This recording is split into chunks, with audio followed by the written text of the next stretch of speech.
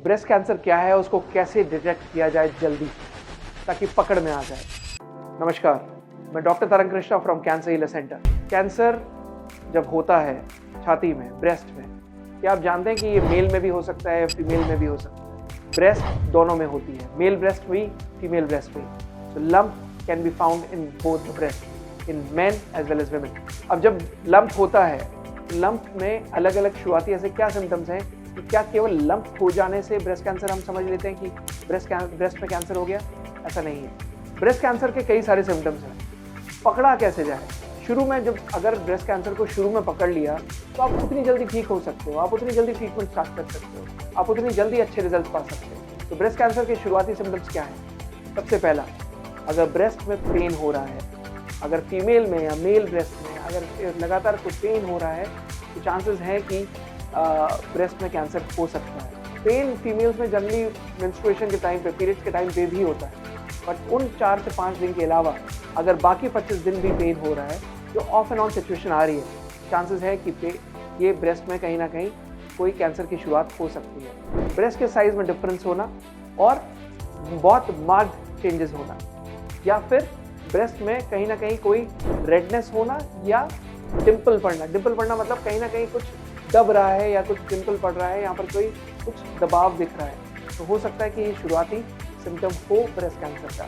Breast में लाली पड़ना, बार बार breast लाल पड़ जा रही है, इन्फ्लेम हो जा रही है, गर्म हो जा रही है, तो चांसेस है कि ब्रेस्ट की शुरुआती कैंसर हो सकता है। अगर निपल में ब्लड डिस्चार्ज हो रहा है, निपल में से पस डिस्चार्ज हो रहा है, तो चांसेस हैं कि इसको नज़रअंदाज मत करिए। ये हो सकता है कि कैंसर के शुरुआती लक्षण हो सकते हैं। अब जब ब्रेस्ट में ये सारे सिम्टम्स आ रहे हैं, पहली सबसे ज़्यादा चीज़ क्या किया जाए? डॉक्टर्स को मिलकर आप before getting a biopsy done, biopsy कराने से पहले सबसे पहले जाकर एक स्कैन कराएं, जिसको हम बोलते हैं मेमोग्राफी या मेमोग्राम।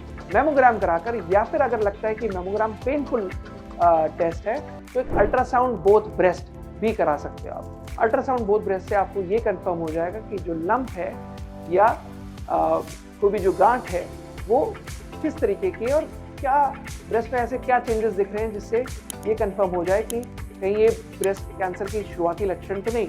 अब जब ये आपने कंफर्म किया, उसके बाद आप गायनेकोलॉजिस्ट के पास जाकर reconfirm after getting a pet CT scan करते हैं। एक पेट स्कैन जरूर कराइए और पेट स्कैन के बाद आप कंफर्म करिए कि क्या ये कैंसर की शुरुआत तो नहीं है, कहीं ऐसा तो नहीं कि ये कैंसर में अगर एफडीजी अपटेक आ रहा है, कोई लंप है जिसमें उसमें डाई फिट कर रही है, तो चांसेस हैं कि वो कैंसर की शुरुआत हो सकती है। कैंसर को शुरुआती पकड़ना सबसे ज़्यादा इम्पॉर्टेंट है। कैंसर को जल्दी डिटेक्ट करना सबसे ज़्यादा इम्पॉर्टेंट है। जितनी जल्दी आप डिटेक्ट करोगे उतनी जल्दी ही आप कैंसर से ठीक होगे। जितनी जल्दी आप डिटेक्ट करोगे उतनी जल्दी ही आप कैंसर से क्योर होगे। तो इट इज़ इम्पॉर्टेंट कि आप उसको कैंसर को जल्दी पकड़ो। और चाहे ब्रेस्ट में किसी भी तरीके का कोई लंप है, हो सकता है कि फीडिंग के टाइम पर जनरली दूध की गांठें बन जाती हैं, उसको भी लापरवाही ना बरतें। अगर वो परसिस्ट कर रही है, जाकर टेस्ट ज़रूर कराएं। अगर सेल्फ ब्रेस्ट एग्जामिनेशन में कोई भी टेस्ट, अगर कोई भी लंप या किसी भी तरीके के कोई चेंजेस दिख रहे हैं जो परसिस्टेंट है, जो लगातार है, जो कांस्टेंट है, उसको ज़रूर दिखाएं।